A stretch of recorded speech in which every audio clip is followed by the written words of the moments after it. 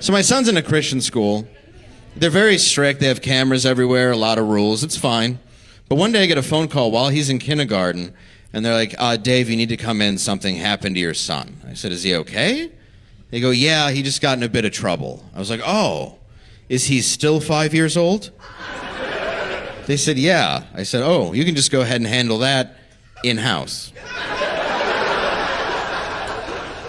And they said, no, it's pretty serious. And I said, it's not. Was he selling fentanyl on the playground again? Pimping out the bitches in his class? Like, it's not his fault. You see how they dress. They're whores.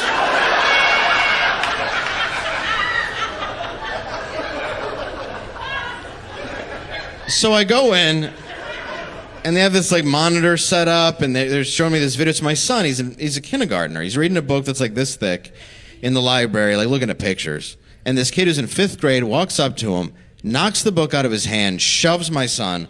My son goes flying back, cracks his back on the corner of a wall. You can tell he's in a lot of pain.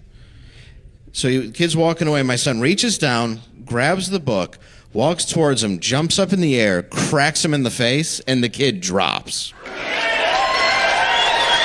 Right? They didn't clap, but my honest response was, oh, it was gangster. So they said, you don't support this, do you? I'm like, no, mine's the little one. It's fine.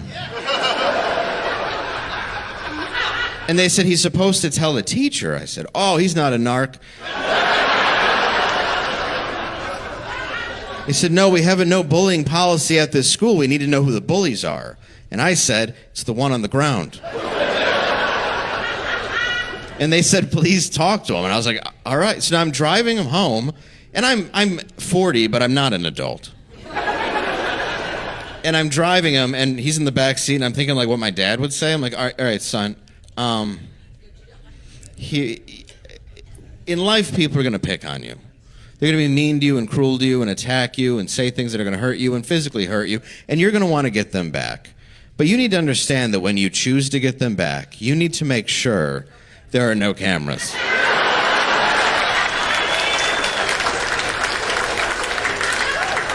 Exactly what a good parent would do, right? And then we went for ice cream because he's a hero.